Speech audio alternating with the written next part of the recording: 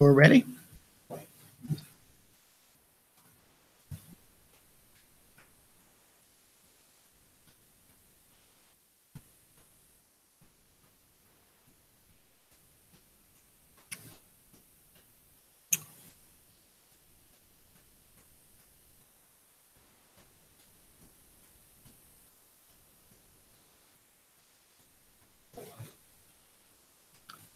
Okay. Dave? Yeah. I'm not going to put up a slide. Sorry. Okay. Here we go.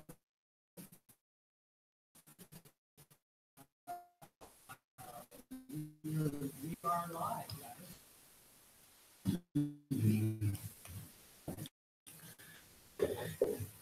guys. Hello. Welcome to workshop on what is violence. For last speakers are Torres. It's an introduction. We should do it.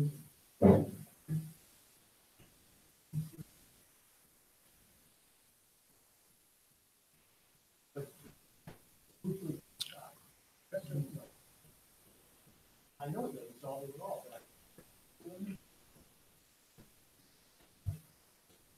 She's a friend of ours. You're actually the only outside attendee, so I will be asking you to make some comments too, or questions too, if you don't mind.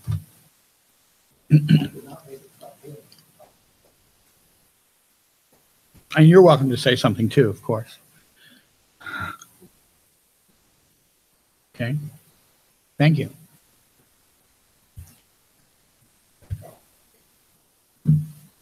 Live on that.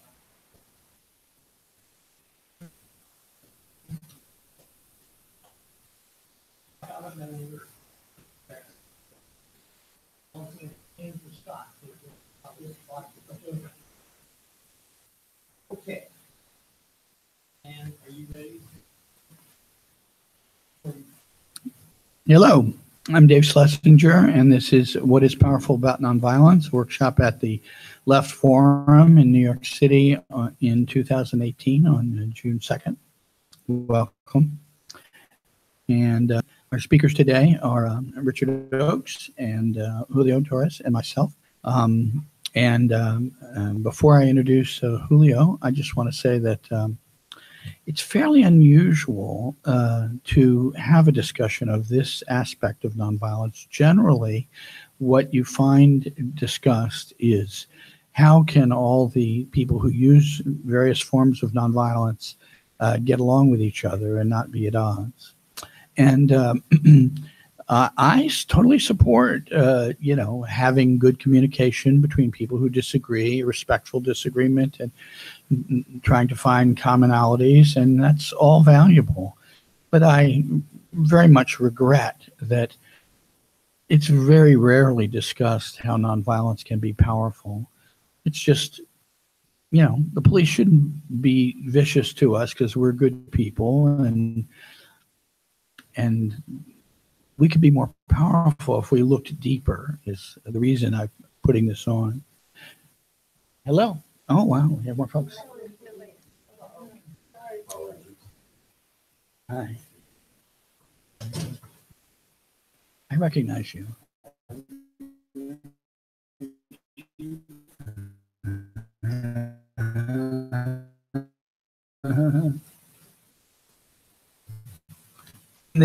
How can nonviolence? I'm totally in support of the idea of people having different approaches to nonviolence, being able to be in good communication and not be at each other's throats, which is normally what is of concern when you have a discussion of nonviolence. But I lament that there's not enough discussion of how nonviolence can be powerful. And my two friends here will be talking about their experiences, and we'll be looking for comments and discussion from the peanut gallery. So Julio Torres is active with the Poor People's Campaign. Actually, Dick and I have also been arrested on that. And he's also active with About Face Veterans Against the War, which we used to be Iraq Veterans Against the War. So why don't you start? Sure thing. Just so y'all get a gist of the Poor People's Campaign and About Face, I just want to start a little bit mentioning what they are. And so the quick paragraph I have for the Poor People's Campaign is 50 years ago, the Reverend Dr. Martin Luther King Jr. and many other leaders launched a Poor People's Campaign to tackle the pervasive problems of systemic racism, poverty, and militarism. By many measures, these interrelated problems are worse today than they were back in 1968. And if you add in climate change and ecological devastation, the urgency is even greater. So they're currently doing a 40 days of action, each week having a theme related to the Poor People's Campaign.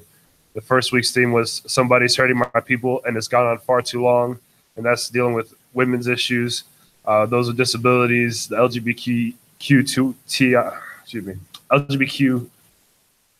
LGBTQIA, forgive me, please. Been up since 4:30 in the morning. The second is systemic racism and its interrelationship to poverty. And so that deals with everything from the prison industrial complex, police brutality, Islamophobia, immigration-related issues. The third week was militarism and the war economy, which deals with everything from civilian deaths from military action, gun violence. I had the honor and privilege of speaking in D.C. about this matter this week, tied with Memorial Day. And then the fifth week is ecology and health, dealing with environmental devastation, climate change, and its impact mostly on the poor. And then the last week is Everybody's Got a Right to Live. And so this is dealing with a lot of the labor-related issues, homelessness, things of that nature. So quick about Face Veterans Against the War. Our mission is to build a service member and veteran-led movement, specifically post 9/11 veterans, that ends militarism by transforming ourselves, military culture, and American society. And so when we're talking about, we're doing a campaign called Drop the Mic. We're referring to Drop the Mic, the military industrial complex. And so in that, we're promoting we're promoting divesting from war profiteers, a just transition from the war economy, as well as demilitarizing our communities. I'm happy to talk more at length on any of these points. That's my quick version of that. Now to go into my prepared conversation for the nonviolent. So MLK studied the analysis of Marx, as well as the nonviolent resistance of Gandhi, while drawing upon the teachings and interpretations of a liberating Christian tradition, particularly that of the Black church, as he was a Baptist minister.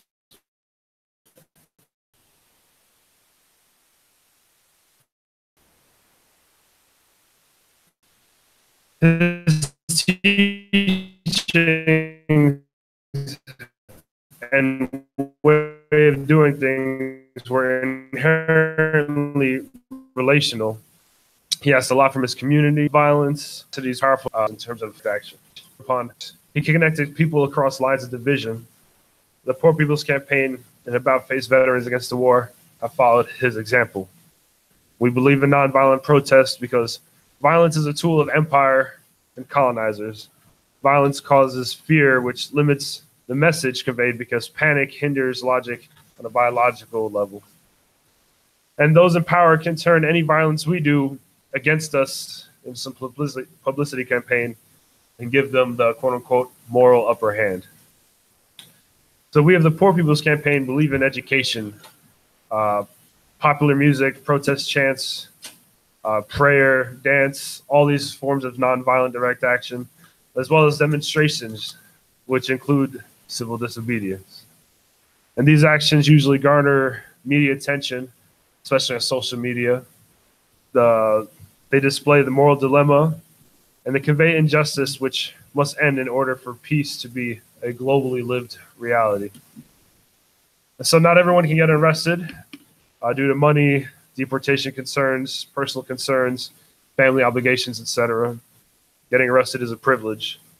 And some say to negotiate with the police to limit police brutality, which we've done in DC. But others, as we're doing, this movement is both actions in DC, but also we have movements in each of the state capitals led by the states. Right now we're at 30 plus states. I forget the exact number, 30 to 40.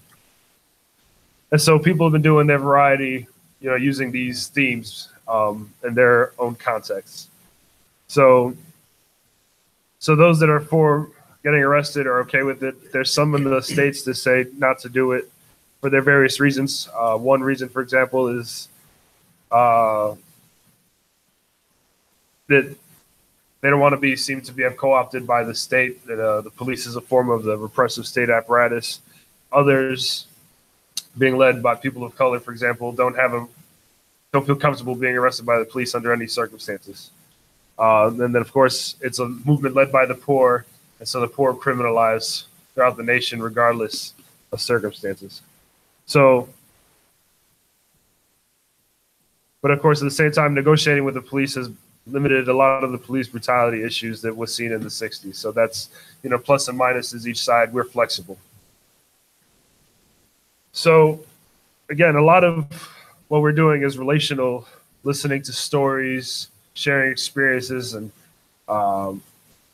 we found so many of us share the same stories of oppression in various forms and different minor details and contexts. And some things haven't changed since the 60s. And so there's a generational divide that's being bridged in these circumstances. These issues, again, poverty, racism, and militarism, were three things that Dr. King brought out when he first started the Poor People's Campaign in April 1967. But now we've added ecological devastation. Obviously, climate change is a major issue. And so many people have done research from the issue-based considerations.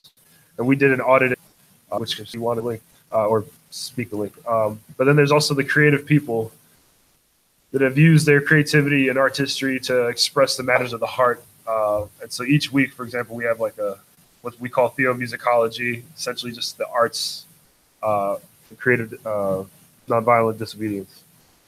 Anyway, I've rambled. I'm happy to share my experiences and stories from what I've heard and from what I've seen. But we recognize this is a continuous effort, which is needed to show discipline, coordination, and commitment from us as a community. And if anybody, of course, wants to know more, again, I'm happy to talk more, but that's my short spiel for this morning. Thank you. Thank you. I think we're going to have the three of us speak, and then we'll have questions, comments. Don't limit it to questions. If you want to say something, mark down what you want to say and then say it later. So the next speaker is Dick Ochs. Known Dick for over a dozen years, and he's been arrested about twice as many times as I have. I admire him very much. Dick? Hi, I'm from Baltimore, Maryland, with a member of the Green Party and also Pledge of Resistance. In discussing the power of nonviolence, it's nonviolent civil disobedience. Most people in society are believers in nonviolence. They just don't do anything. The critical thing is to do something. So nonviolent civil disobedience.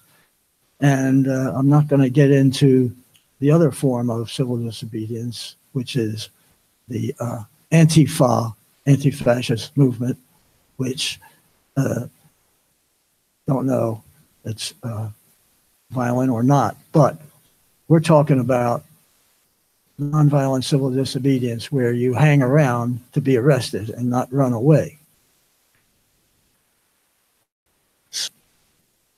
One debate that's going on right now is whether you would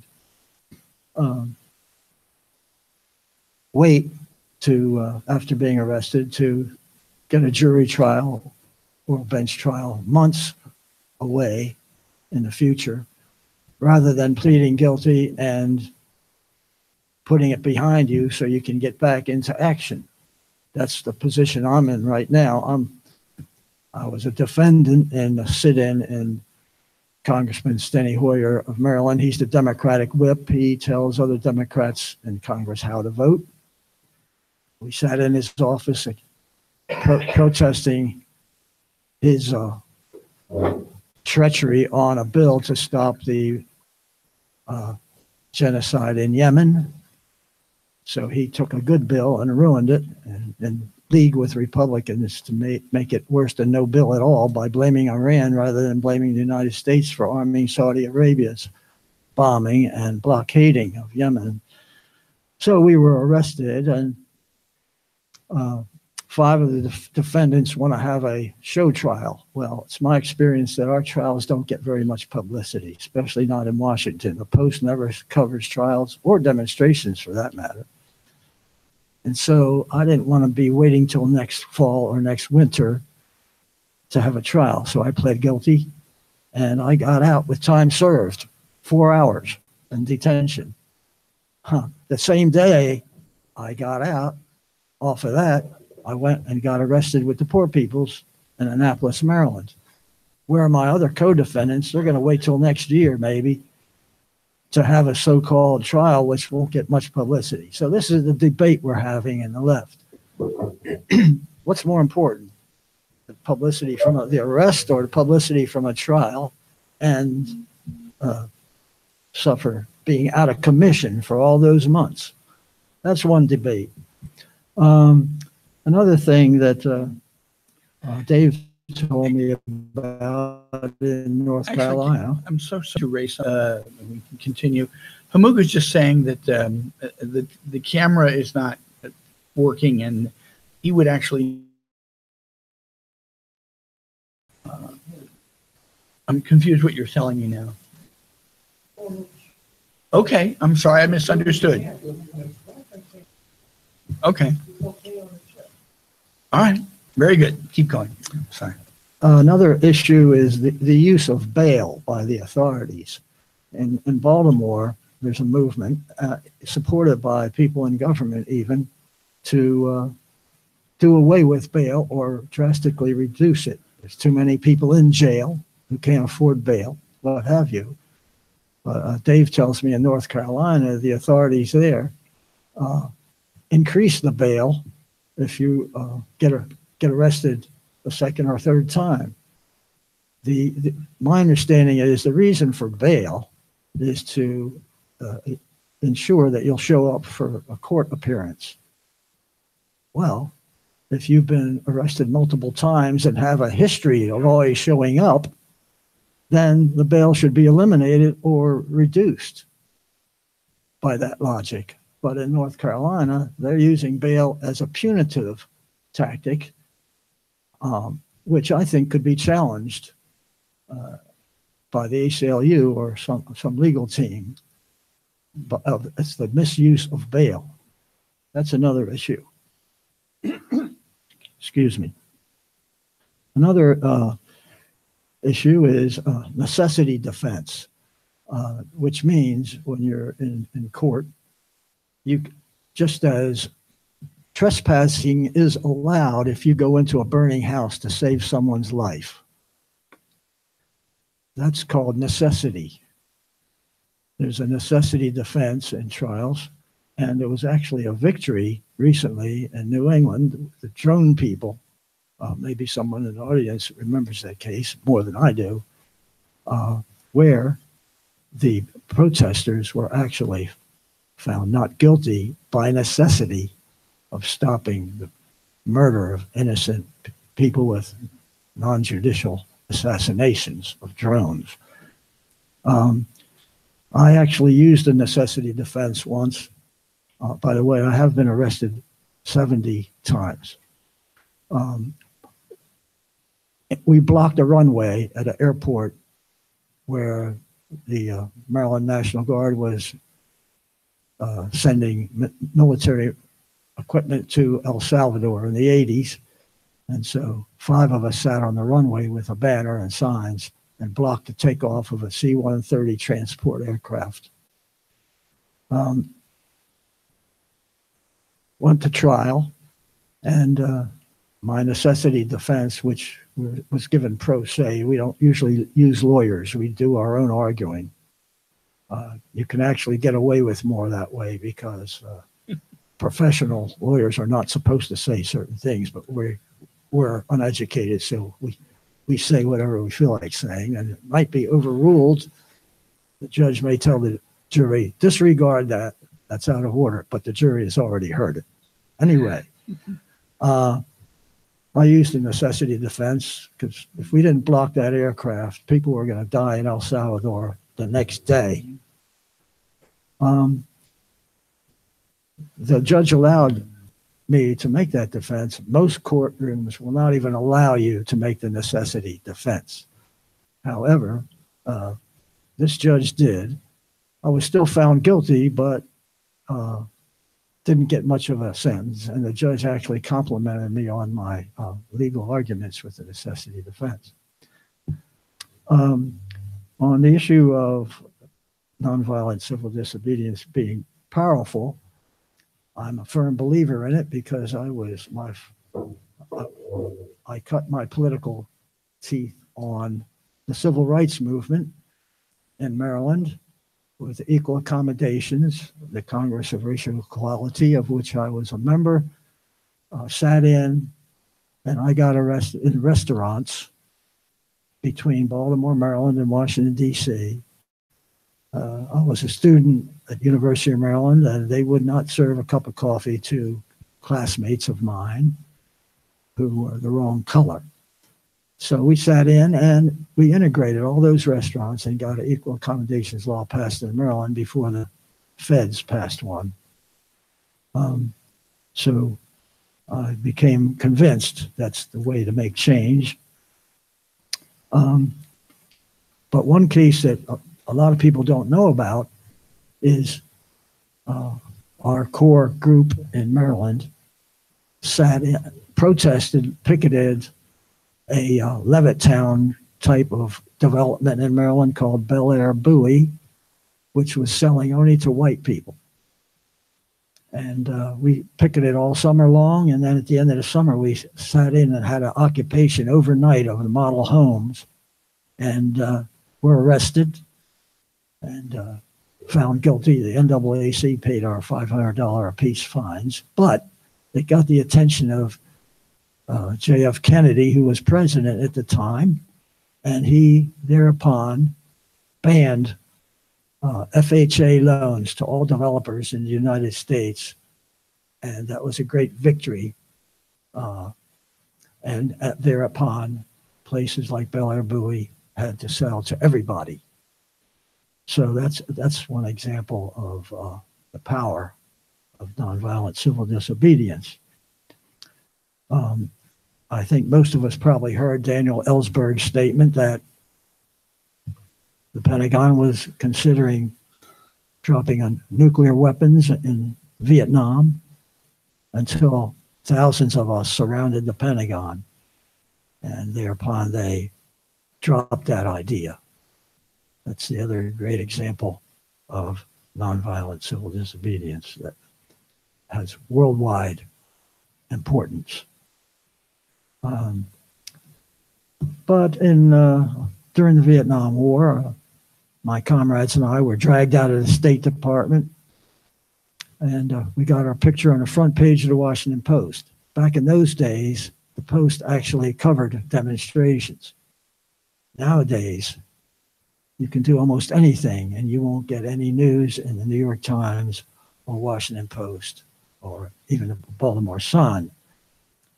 But speaking of Baltimore Sun, one civil disobedience, you could say, which was successful, was we made a fake Baltimore Sun wraparound.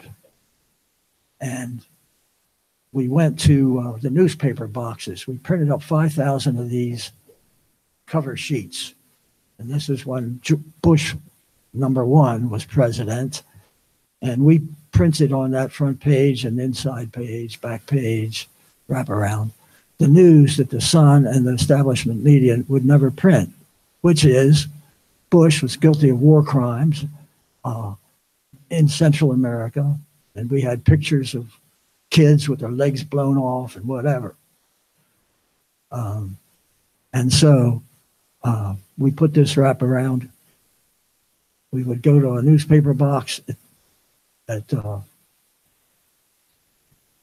5 a.m., right after the newspaper boxes were filled by the Baltimore Sun paper circulators.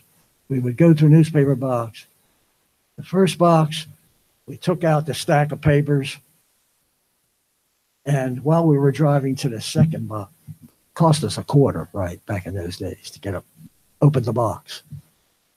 We went to the second box, and while we traveled from the first box to the second box, we were in the back seat of the car putting the wraparounds on. We got to the second box, took out that stack, put in the new stack with the wraparounds on it, and then drove to the third box and put the wraparounds on. And we did that to about a couple hundred boxes, all in the downtown business area of Baltimore, where the white collar class gets their papers. And so we got the truth out for once and severely embarrassed the establishment media that way. And they threatened to take us to court. But we told them we didn't steal any newspapers. In fact, we put a quarter in every box and didn't take any papers. We added value. We didn't just so, and we dare you to take us to court because that will just be worse publicity for you. True, they did not do that.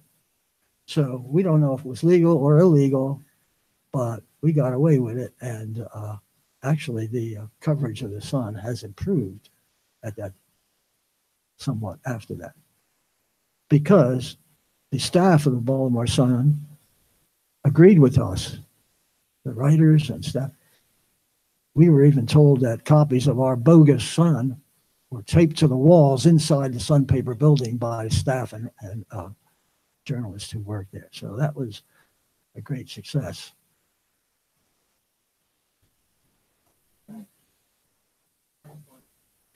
Okay, I'm running over. Take another couple minutes. Okay. One other thing you can consider while doing nonviolent civil disobedience, there's a jurisdiction problem the authorities have. We went to the federal building in Baltimore to protest something probably in Central America, and we got arrested right on the steps of the federal building. Now, the Baltimore City Police, who actually took us to jail, didn't want to prosecute us because they didn't want to. They were all confused. They didn't know what side of the line we were on. Were we on federal property or state property or city property? And we were actually on both. And they didn't want to be bothered with the confusion. So we beat the rap. Nobody prosecuted us because they were fighting over who was responsible for who had the jurisdiction. A similar thing happened in front of the White House, where the park police have a rule: no more than 25 people in front of the White House. If there is, they'll arrest all of you.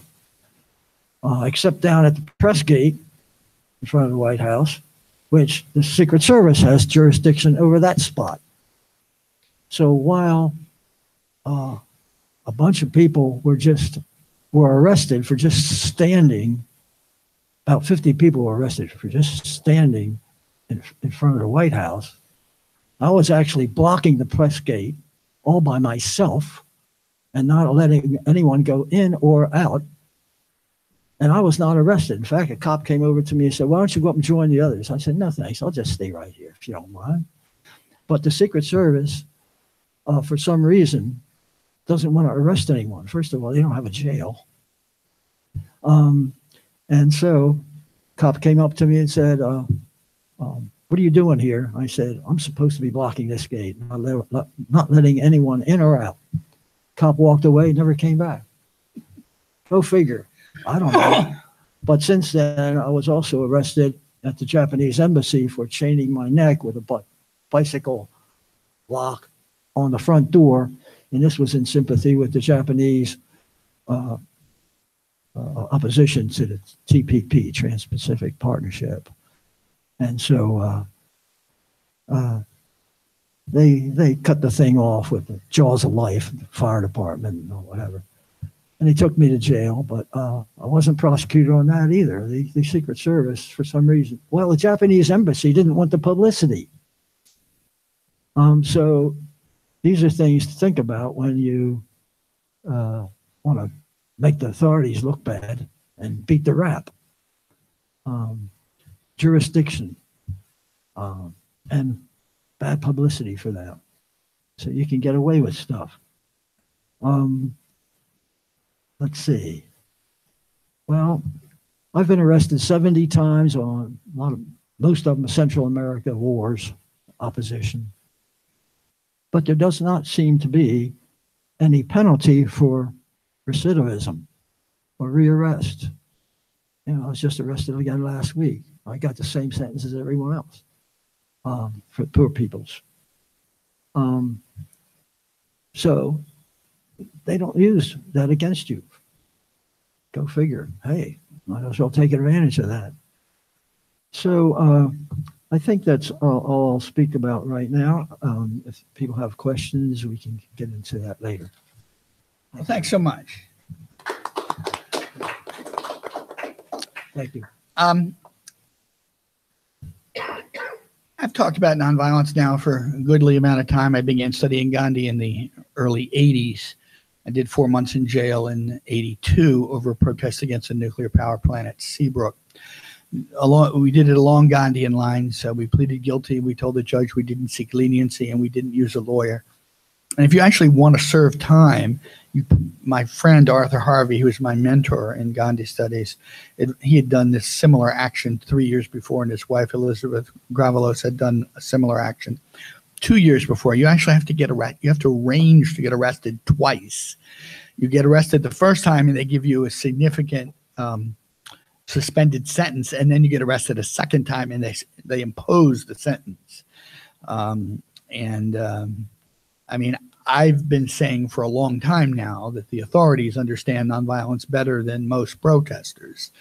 The point is that Dr. King's wisdom, undeserved suffering is redemptive, is understood better by the authorities and not particularly respected as being of any significance by most protesters. They consider that the actual arrest, which no longer gets coverage, as we've been told, or the trial is what counts. And I would say that both King and Gandhi got where they were, including being killed, because they did make personal sacrifices, and that's what built their movement. The good folks at 350.org, the main organizers on the climate change issue, I've been told, because my friend contacted the 350.org person who won't respond to me, and he says he doesn't respond to me because he's surprised I'm not part of the dialogue, because they just know that they don't want to discuss the idea of pleading guilty or jail sacrifice. Now, Gandhi, of course, his biggest success was the Salt March action, where in 1930 you had 80 to 100,000 people detained. So, you know, Gandhi was able to build a movement. So why can't we talk about Gandhi? I'm not saying you have to do it any given way. They won't even talk about it. And in general, my peers and superiors in nonviolence in the United States, I mean, these people are, many of them, such wonderful people. They would never be nasty to me. Like the average person, or average activist, is not committed to nonviolence and is very nasty to people they don't like. But they make sure there's no discussion of how Gandhi's approach differs from what Americans practice. And I get accused of saying, well, you have to do it Gandhi's way. I would never say that. And you have to have it in your heart that you can handle whatever you're getting yourself into. In fact, Liz McAllister, who's in jail right now for her wonderful Kings Bay Plowshares action with 6 others, her gem of wisdom, which is sort of the opposite of what I say, but it's just as true. I actually lived in Baltimore after this and got to know her better, but she was doing a workshop when I was in my 30s, and she said, there is no hierarchy of commitment. In other words, people who do more time do not deserve to be given some place of honor over people who have not done that much time. And here's her logic. I mean, everyone deserves respect. So, I mean, that's true anyway. Certainly a religious person would think that. A political people don't necessarily, but religious people certainly would. But the real wisdom of what she's presenting is that what if I cajole some person into doing some action where they get in over their head and they just can't handle what they got themselves into, and they get burnt out and they stop being an activist? She's absolutely right. People should not be cajoled into doing things that they can't handle. I mean, Dave McReynolds, who I invited to speak today, who's even older than Dick, he declined. And I respect McReynolds, who is a New Yorker, because he's the one who says, gauge what you can handle and go up to the limit, not beyond that. And that's great wisdom. But essentially, he and most of the really impressive folks who are the religious activists, they don't talk about what's powerful. They talk about what they really care about is, am I doing God's will? And I mean, as we know, religious folk have been relatively more successful than the secular types. I mean, Gandhi, King, Dorothy Day, the two Barragans, all very religious. And they don't, I mean, you know, Gene Sharp, who just passed a few months ago, who I knew, he is the ultimate in the a strategic approach as opposed to the principled approach. And Sharp has been quite valuable. I mean, they were giving him credit for Arab Spring, which is not sort of sad to see some Westerner giving credit for the sufferings of, but I believe he is widely read and was widely read, and he should be widely read. And the point he would make that it is simple to understand is you don't have to be a saint to practice nonviolence. And you don't have to be a saint. It's true. I mean, some people say, I mean, like my friend Bob McIlvaine, who's very important in the 9/11 Truth Movement, his son Bobby died on 9/11. He said he can't do civil disobedience with it because he's so angry. He can't guarantee he would be able to maintain proper nonviolent discipline. And that's very honest. And frankly, the reason why leftists and truthers, for that matter, largely do not embrace nonviolence is that they know in their hearts that they really hate the adversary. The left hates the ruling class, and the truthers hate the perpetrators. And they're honest with themselves that if they got involved in nonviolence, they'd have to actually consider not hating these other people. As if they didn't hate, they wouldn't be able to be an activist. And that's sad. And I would suggest that you don't have to be filled with hate to be an activist. But at least they're being honest with themselves, which is, now Gandhi, of course, he didn't talk about victory. He talked about satyagraha is holding fast to the truth or putting your whole weight on the truth. That's what satyagraha means. I mean, it's in America, in this country, which is so superficial, satyagraha is simply defined as truth force, which is not really capture holding fast to the truth or putting your whole weight on the truth, which was how my friend Arthur Harvey would describe it. I'm going to make a few comments about some of my actions, and then I want to get to my main points. My favorite actions have been my guerrilla theater arrests. I was arrested dressed like Bart Simpson at the power plant in Plymouth, Massachusetts, on the 5th anniversary of Chernobyl. And I actually wrote a skit a la The Simpsons. Okay. I wrote a skit a la The Simpsons. I had a friend who had a 7-year-old, and she had taped the first 2 years, and I watched them all.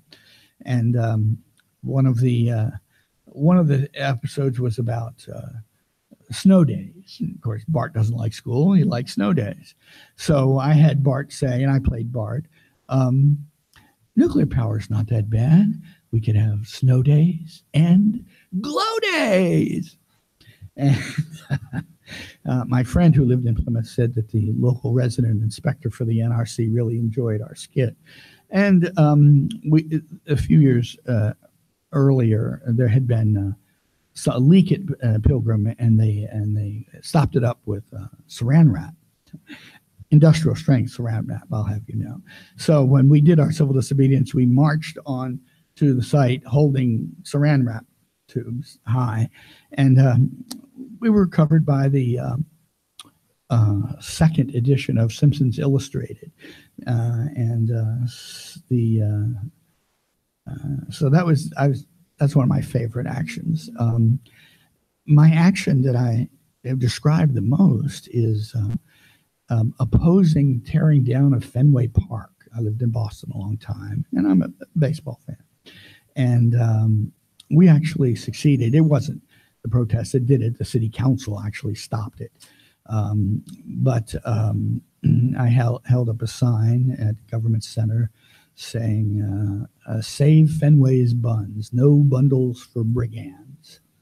And I told the reporter that I'd be willing to withdraw my opposition to the plan to tear down the stadium if they would change the name of the team from the Boston Red Sox to the Boston Brigands, which, of course, in Boston, the Red Sox are second. It's almost a religious phenomenon. And the idea of suggesting you change the name to the Boston Brigands is sacrilegious, to say the least. We all know about the very clever activities of the Greenpeace, who get arrested doing very daring things. So using imagination is certainly an important element in civil disobedience. But what I'm saying is really not understood and appreciated by almost all of the people who practice nonviolence in this country is the value of suffering in jail to touch the heart of the adversary. Dick presented the quandary of plead guilty and get sentenced to time served, or go to court in a year and not be able to do civil disobedience in that time. And hey, I'm glad people do either of those things. I'm glad people write letters to their congressman. Most people are not activists. Let's have some perspective.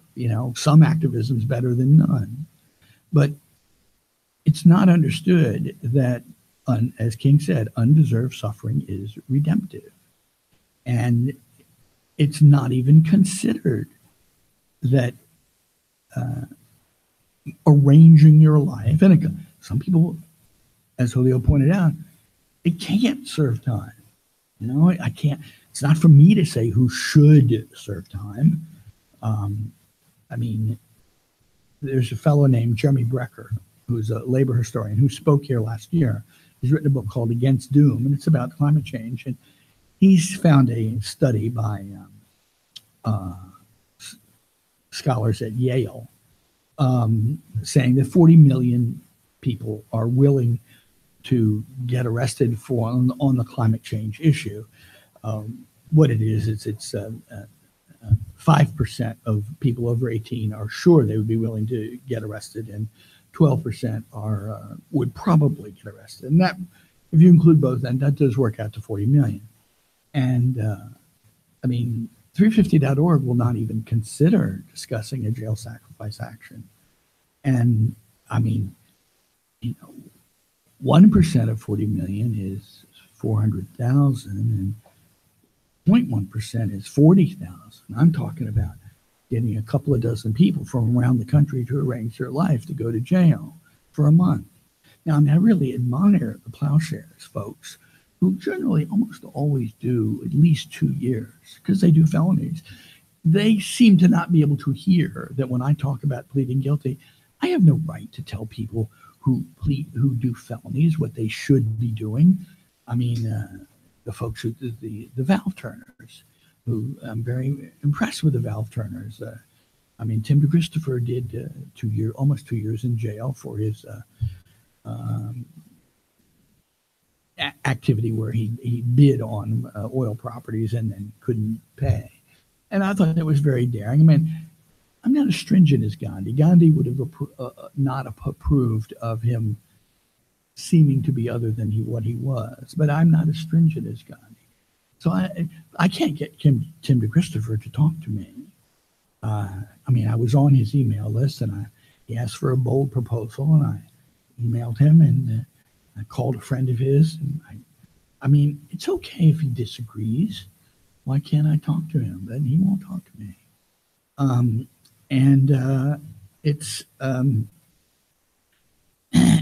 Let me summarize my proposal to 350.org. They have, as of, was it 7 years ago, they had 500,000 people on their email list. I bet it's over 1 million now, or more than that. I mean, a tiny percentage of that doing a month in jail or more could really get the ball rolling. Now, of course, yes, the press is not going to cover it, but Gandhi did not expect the press to cover him.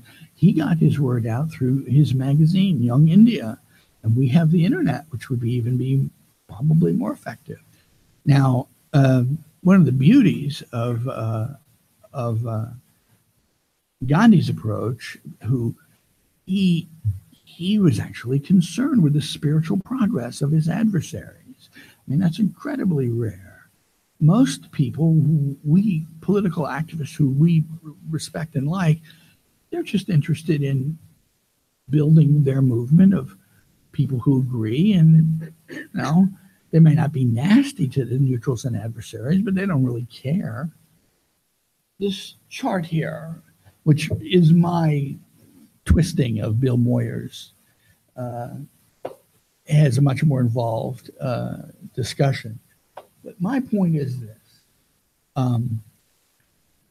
Most people are only talking to their supporters and their sympathizers. Jail to touch the heart of the adversary.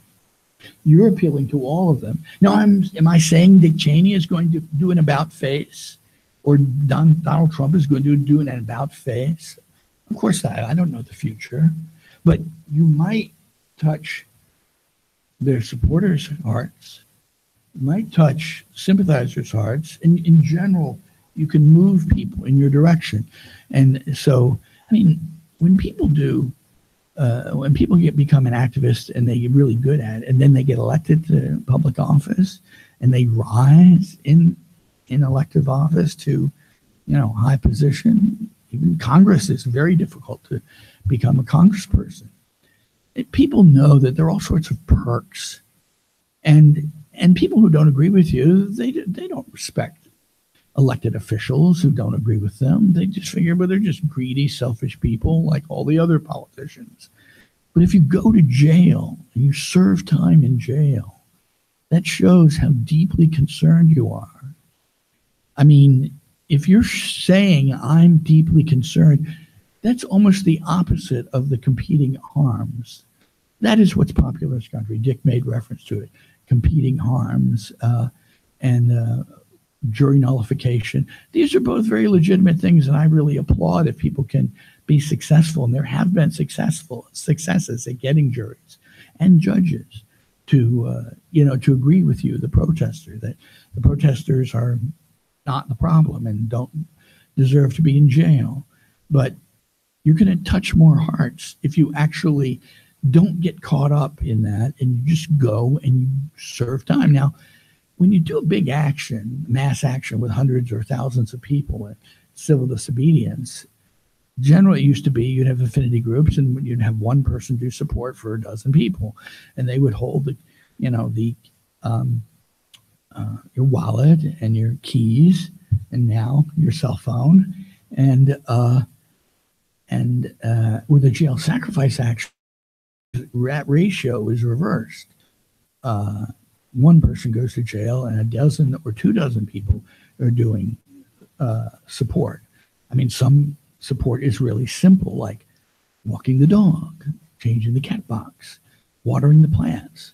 Others, it's like paying the rent or making the car payments or the electric payments so you don't lose your home. But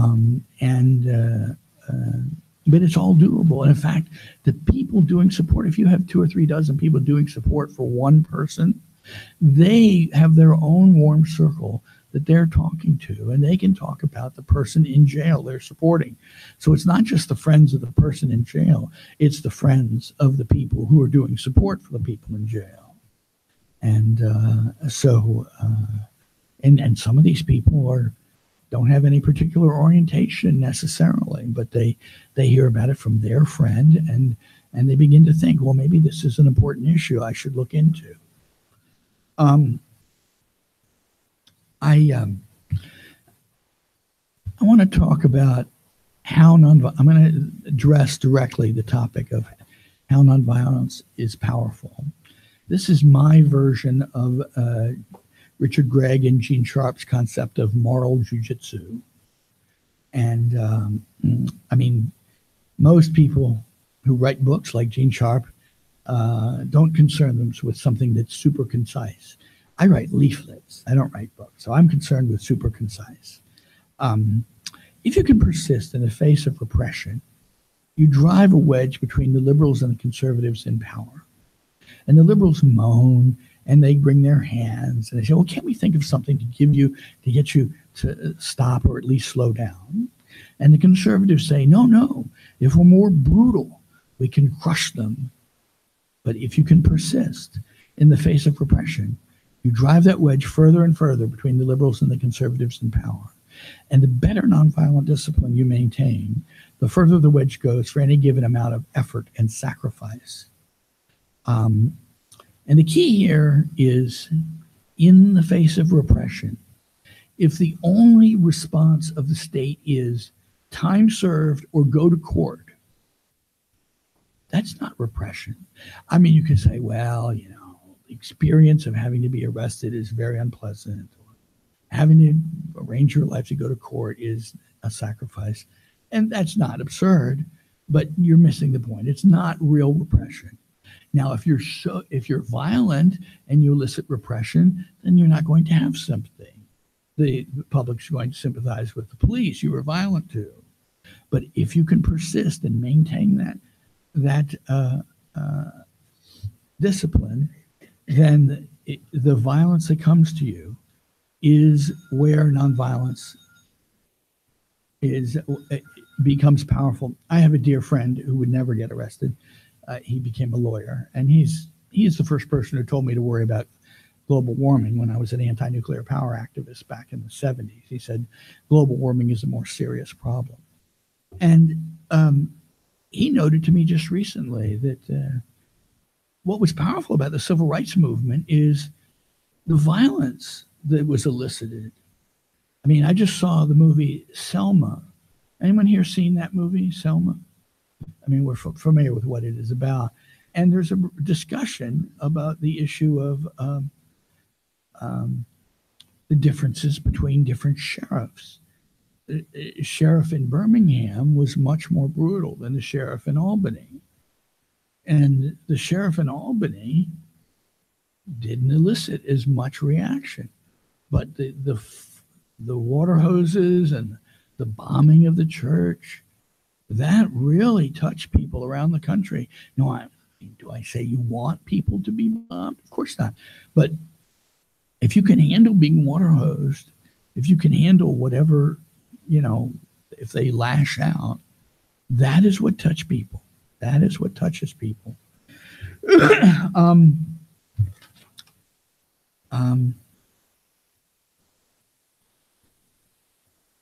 I'm going to actually critique plowshares, even though I really like plowshares, because they do heavy time and they're very respectful, and no reasonable person would be afraid of them. They're kneeling and praying. They're afraid of that. I mean, Susan Crane, who used to do those actions, she assured me that there wasn't at least one plowshares actions where she thought the security people were afraid of them, and I'm sure she's correct. I don't doubt that. But my standard, I mean, the distinguishing between in the diversity of tactics issue between, destroying a sign, which is something that's happened in the climate change issue out, right in front of the police. And that's not frightening, much more than, there are things that diversity of tactics folks do that are frightening, or the Antifa folks that are frightening. And so it is fair to understand different gradations, but the the situation with the plowshares is they, in my humble opinion, are why you have the issue of diversity of tactics, because they destroy property. Now, they do it in a way that I think is totally cool. A hammer? You're going to be afraid of a hammer? I mean, I guess you could be, but you're not. Nobody's near when they're doing the hammering. But what happens is that people who don't really love their enemy the way a Christian would, they say, well, plowshares folks destroyed property, so I can too. And I agree. Destroying property is not violence, but it's not nonviolent because you're frightening people. The reference here earlier, don't frighten people. The strategic versus principled issue, this is Sharp versus Gandhi. Sharp, who did the moral jujitsu issue and who said you don't have to be a saint to practice nonviolence, he's known for having a lower standard. He doesn't want he doesn't want to turn away people who don't have love in their hearts. He wants people who are able to be disciplined enough. That's good enough. And frankly, I'm with Sharp on that. But I just got baptized 3 years ago. I do recognize that the more deeply committed to nonviolence you are, the more effective you can be. So it's sort of a continuum in a sense. It's not a dichotomy between the strategic and the principled. You know, I mean, Gandhi used the term duragraha to describe when you hate your adversary and you're using some superficial version of nonviolence. My friend Arthur Harvey, who was my mentor in nonviolence, he likened duragraha to giving somebody the raspberries. And of course, that's not how you touch people's hearts. And, but I mean, I started out and I was just using nonviolence the best I could. And I still was pretty angry at my adversaries. Over a period of time, I understood, well, the deeper commitment I can have to nonviolence, the better. Let's see. Okay. Actually, I thought I was going to use this first. I think this is all I'm going to say. Two more things. The most difficult concept I've found when I've had to lead discussions of nonviolence, people have a really hard time with the problem of confusing the dimension of violence and nonviolence with the dimension of right and wrong. These are two different dimensions. It's not for me to say that the person who tried to kill Hitler was wrong. It's not for me to say that people of color who defend themselves violently are wrong. They're not being nonviolent, and I'm not going to publicly condemn them, but it doesn't mean it's right. It doesn't mean because it might be right and because I won't take issue with them publicly, it doesn't mean that it's all of a sudden nonviolent because I support them as revolutionaries in some sense. And the last thing is, by suppressing discussion, which the practitioners of nonviolence in this country do suppress this. If they suppress the discussion of the value of pleading guilty and suffering in jail to touch the heart of the adversary, they are saying that let's not talk about the dimension of courage and cowardice. And the dimension of courage and cowardice is really an important dimension. Now, of course, it's quite a challenge to be calling someone a coward. And I'm not asking that I be allowed to second guess someone. You're not courageous enough. You're a coward. All this No, let's be able to talk about the dimension of courage and cowardice, because that's an important dimension. And if we talk about it as a dimension, as opposed to, I'm unhappy with your level, I'm calling you a coward, or I'm unhappy with your level of courage, just talk about it as an important dimension. It is not discussed. I'd love to be explained how I'm wrong. They've heard about this or that person talking about the importance of courage. But courage is, any novel you read or any movie you see, even if the so-called bad guy shows courage in some way, then that the author expects you to identify with that person for showing courage. And that is the normal human response. So we need to be able to talk about the value of the courage, cowardice dimension. The reality is, anybody, even late childhood up through till they pass, they are going to show courage and cowardice in small and large ways so many times throughout their life. So to categorize them as a courageous or cowardly person is ignoring the fact that they're a human being with faults, and they did this here and that there, and we're all courageous and cowardly at different points. But that doesn't mean that we shouldn't discuss the problem of courage, and we don't. Thank you.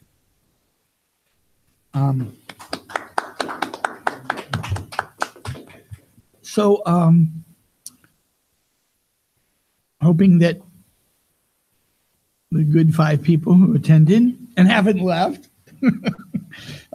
will chime in with either a comment or a question. If you wouldn't mind identifying yourself. If you're paranoid, you don't have to identify yourself, but I'd appreciate it if you would. You want to raise your hand if you have something? Go ahead. And just to pick up where you comment, I see that in putting I think it's to nonviolent action with an area of discomfort and knowing what the consequences can be. Not sure of what you're getting into. On the other hand, someone chooses not to do that. I don't see why we would talk about power. I certainly agree with you. Okay. I just don't think that we have to put those two in the discussion. Discussion occurs but we see ourselves as cowardly. Well, the reality is that in our language of English, the opposite of courageous is cowardly. Now, I don't mind if we say, let's not use that term at all. Let's just say more and less courageous. But, well, let me talk. Yeah, I'm not complaining about the people who know that they can't handle this or that. I'm complaining that leadership of 350.org will not even discuss the idea of a jail sacrifice action, as if we have all the time in the world to deal with a climate change issue. So I don't need to call them cowards, but I'm very, very sad that this is the reality in this country. And that because they agree with everybody else who does nonviolence in this country. It's a lowest common denominator issue. We want to make sure we maximize the ability of people to get involved. Absolutely. Most people are not going to do a jail sacrifice action, but some people could, and they're the ones who can do it. Let's say around the White House, they had 1,000 people arrested. Now, some of those 1,000 people, they should go over the fence or do something something a little more drastic, they're not presenting, are they? People Well, want I to don't- make a strong decision. You would not have a jail sacrifice action done in the middle of a larger action. You would arrange special planning for a jail sacrifice action, and the people who are willing to go to jail for a month or two or whatever would be in dialogue with each other and decide on what action they would do, and they would do it on their own separately, so that the people who are not prepared for that would not have to worry about whether or not they had a large sentence. So we who feel strongly about climate change, getting the word out, we could organize our own action outside of people. Well, there's nothing wrong with it, except that I don't think you'll find enough people. And if 350.org would simply list something on their website, we're going to start talking about a jail sacrifice action somewhere on their website. They have so many people who read their website. You'd probably get a couple of dozen people, and you'd start with a listserv and a conference call, regular. It may take several months before something's crystallized to the point where 350.org, if they're going to put their name on an action, they have to be happy with it. So you get more publicity done under the board. No, you wouldn't get enough people if you don't do it under the 350.org is what I'm saying. You just wouldn't get enough. Any regional group no regional group could do this. Now, once it's shown that it's possible, and you jump from 2 dozen to 6 dozen to 12 dozen, then regional groups might do it. But I can't, just because, some fool like me who is not respected by most of my superiors, has no chance. Sorry. It doesn't matter if I'm polite enough. I'm ugly and my mother dresses me funny, or any good excuse, Thank you for letting me have that dialogue. I hope I was respectful enough that I'm not. Okay. Anybody else want to comment or question? You My want name is to? Ed Canan Yeah. from Syracuse, New York, active with upstate drone systems and many years with the American Watch. I resonated so much with so much the three of you have said that I wish I were on the panel, because probably could make contributions of my own, but certainly could respond to so many points that were made. It was a little hard to know where to begin. I usually don't take notes in these panels, but I found myself taking a lot of notes here. So I'll just go on for 2 or 3 minutes and Great. chime Wonderful. in a little bit later on. Yeah, maybe. As far as destroying property goes, I think that's usually counterproductive. It gives the opportunity for agents provocateurs to destroy property, break windows, to discredit the movement. As far as the plowshares go, I have enormous respect for them. I think one of the Berrigan brothers said it quite well, that when we're hammering on a missile, that's not destroying property, because property is what's proper. And those missiles are not property. So they're not proper. So it's not really property. Courage versus cowardice. I think the Berrigan partner, name I'm blanking on, Elizabeth? Liz Yeah. McAllister, said there's no hierarchy of commitment. Right. I think that's a very good thing to bear in mind. But within my soul, if you will, I know there are times when I'm much less committed than others. And there are times when I have been committed enough to go to prison, federal prison, more than once. I think cowardice is an important concept, because I see the drone personnel, the lethal drone personnel, as embodying cowardice. They are killing human beings 8,000 miles away. with absolutely no risk except to their psyches and their soul, which I don't want to underestimate.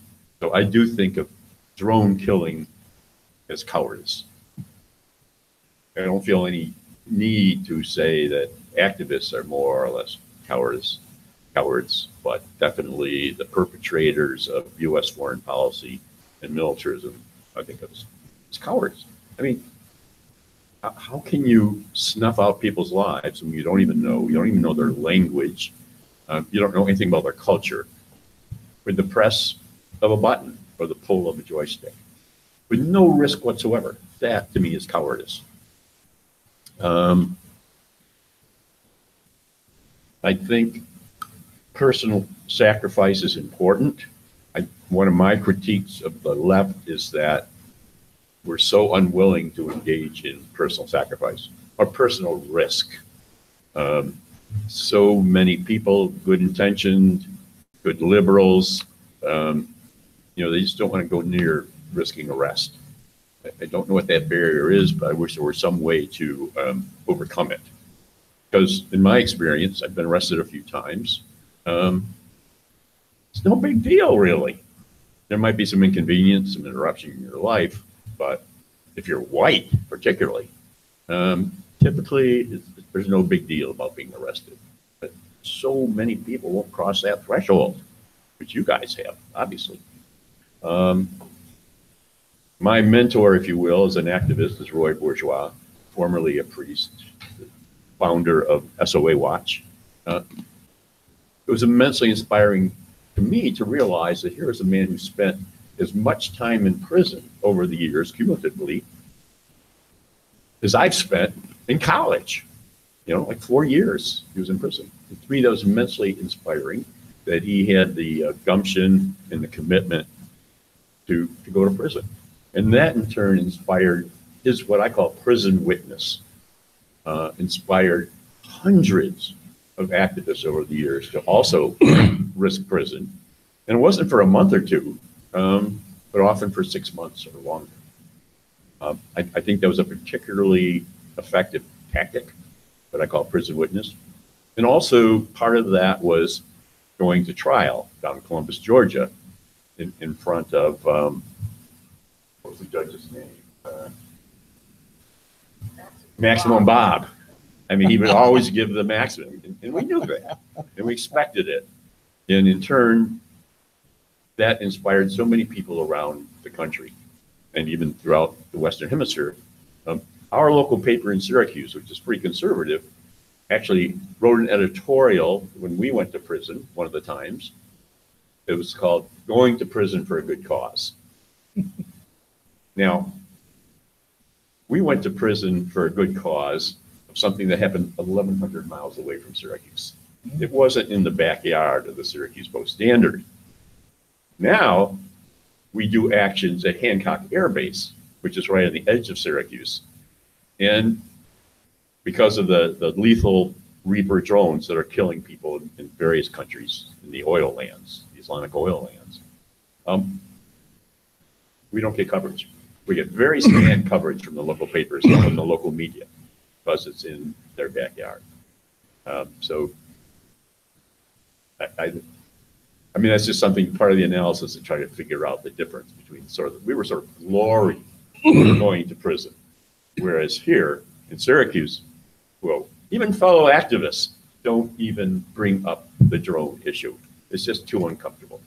I mean, it involves jobs, I suppose, but it's not been validated by our local media. Now, some of these points I'm going to get to make again this afternoon at 4 o'clock to 5:50. We have a panel, and the title of it, which I didn't come up with, is "The Trump Regime's Expanding Militarism via Drones." So I welcome everyone in this room to join us in that panel. Room 105. My partner on the panel will be Nick Motern, who some of you may know is a longtime activist, Latin America Solidarity and drones. Anyway, why don't I let it go there and maybe I'll chime in again. Thank you very much.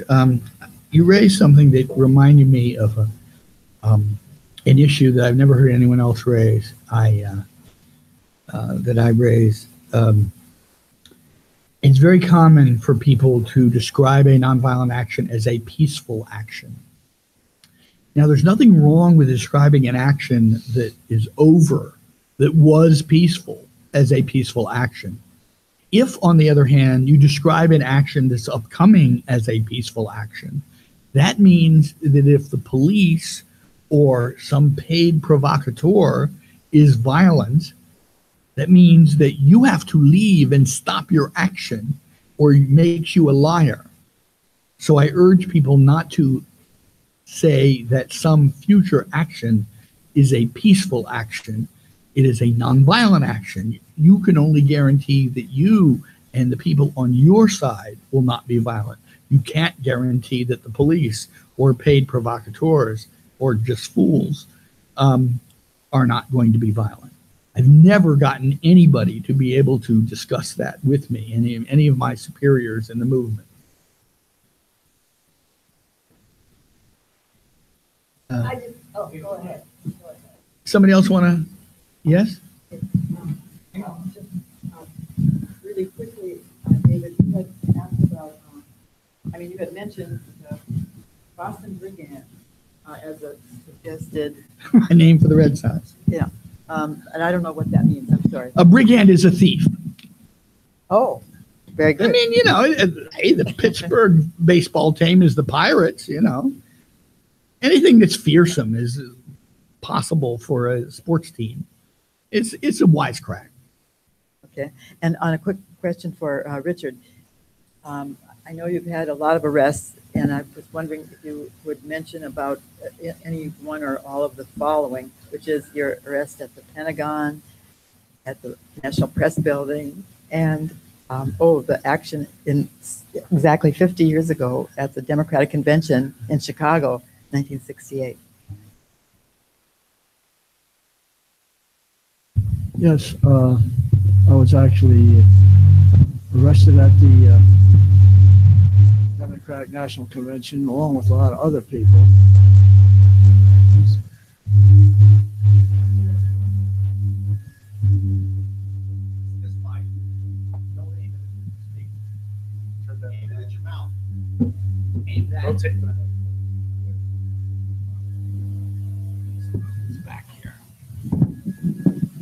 I would like to say out of the 70 arrests that I've had, I was never hurt, except for a couple times when they put the wristbands on too tight on my hands.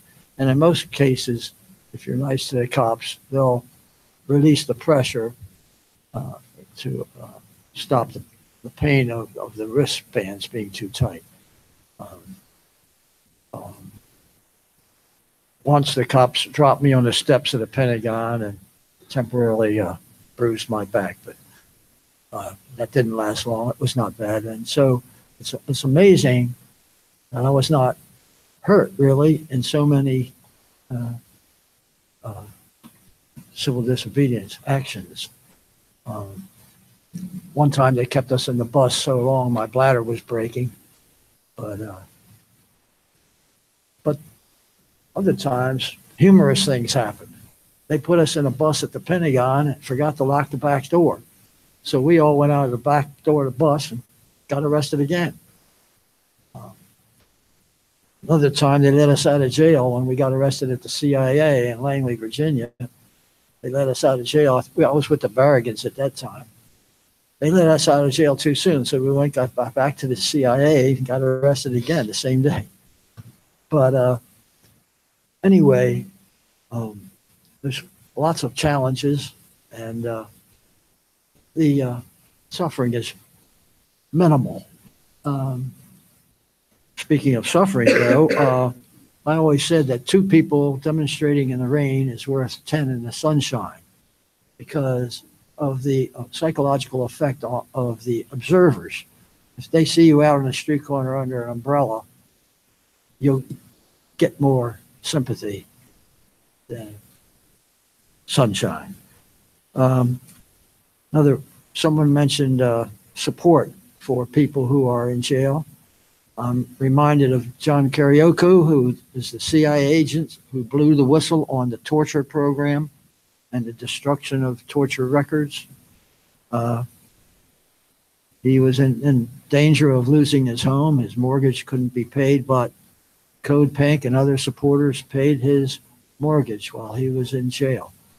So people take risks, but if you're doing the right thing, people will step forward and support you. Some people paid my bail while I was, or fines, when I didn't have the money. But other times you do community service instead of paying a fine, which I found to be a rewarding experience for me, to work in a soup kitchen and interact with the homeless and learn about their situation. This was a valuable education for me to do that community service. So I actually enjoyed performing that sentence. It was enriching for me personally.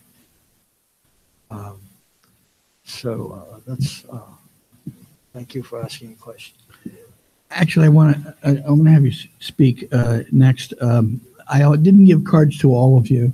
If my September entry at this Facebook page, Gandhian Resistance, is my discussion of my proposal to 350.org. And in it, I include a reference to the bail issue in the bail issue. Joe, could you give?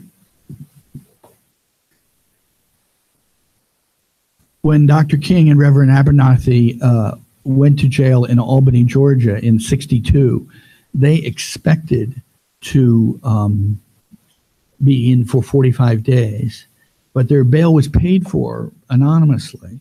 And when they looked into it, it turned out that the person who paid the bail was a friend of the sheriff.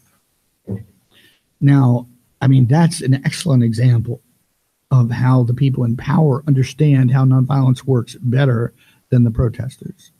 Not better than Dr. King and Reverend Abernathy. I'm talking about my contemporaries. Yep. Couple of points real quick. Actually, just one point to you real quick before I go on about something else.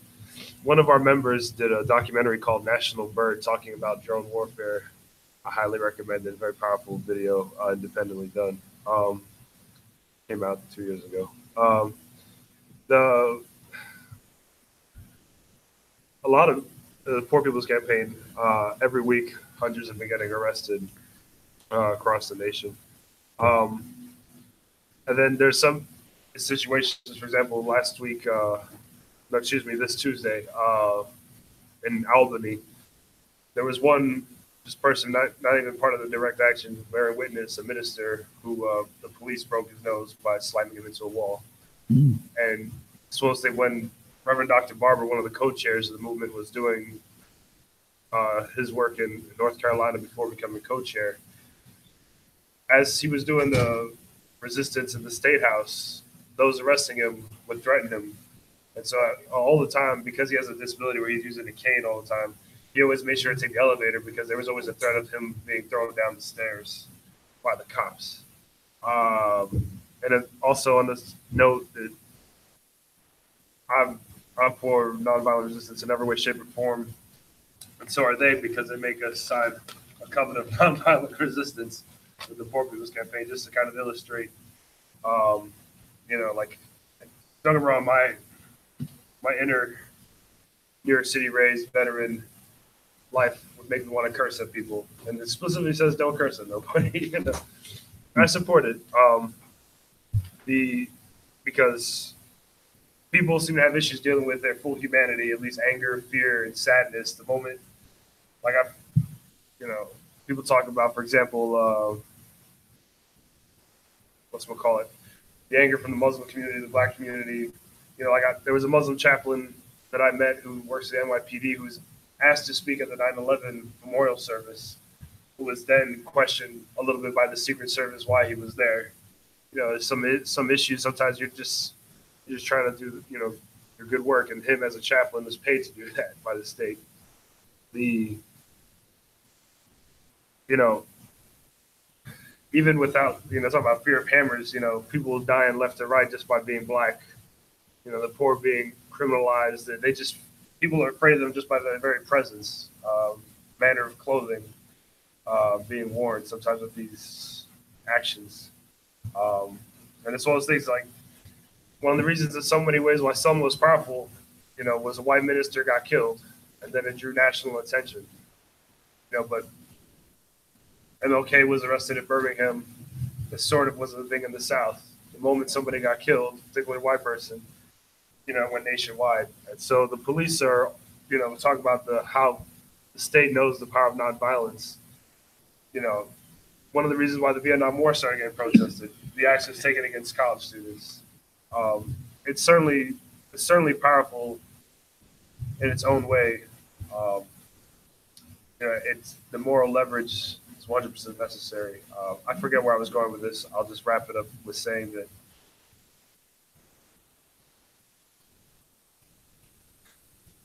you know, you had lynchings and bombings, and you had, you know, police brutality left and right.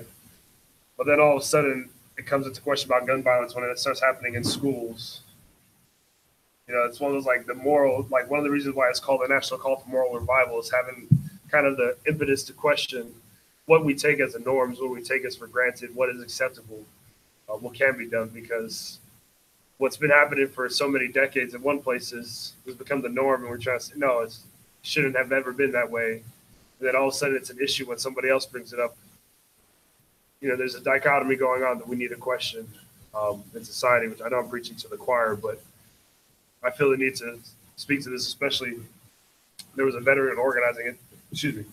There's a group called the Veterans Organizing Institute, did a class called Beyond the Choir, and used this almost exact same thing, talking about how there's some things, if you target the message, will only get this side, but you got to do the deep analysis to get this side.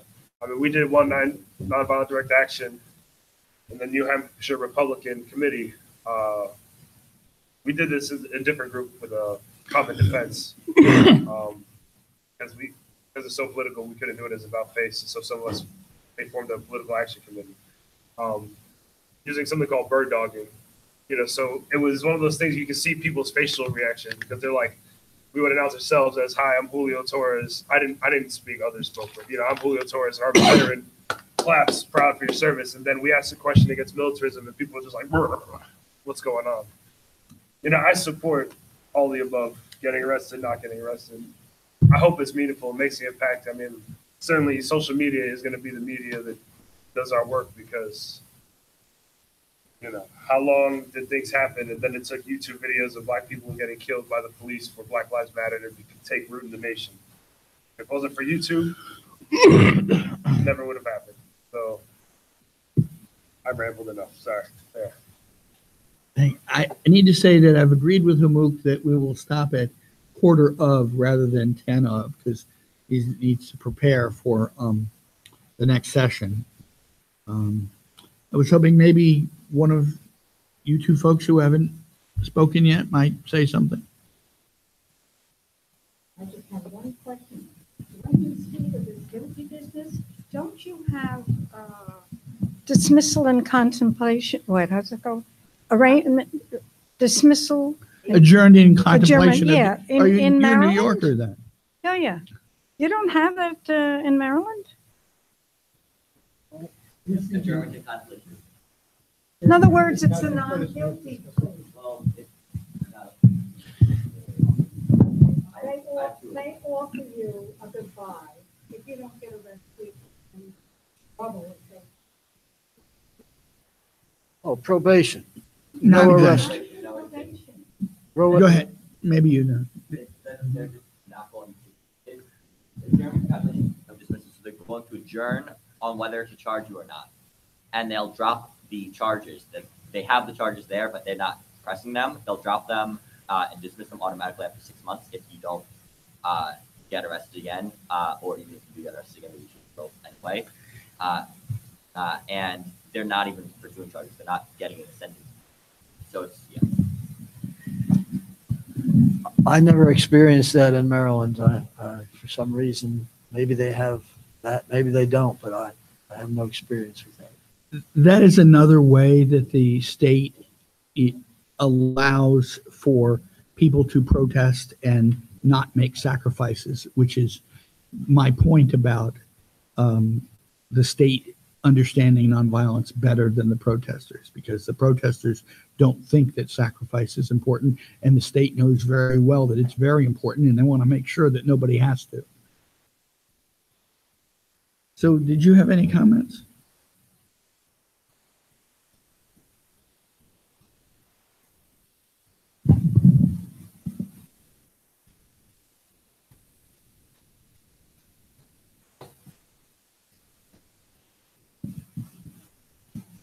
You don't have to.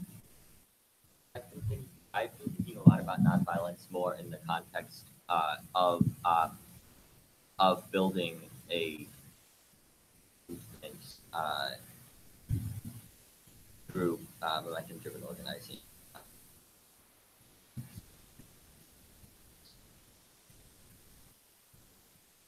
That's something that I'm interested in. I've been reading about it and involved in it, and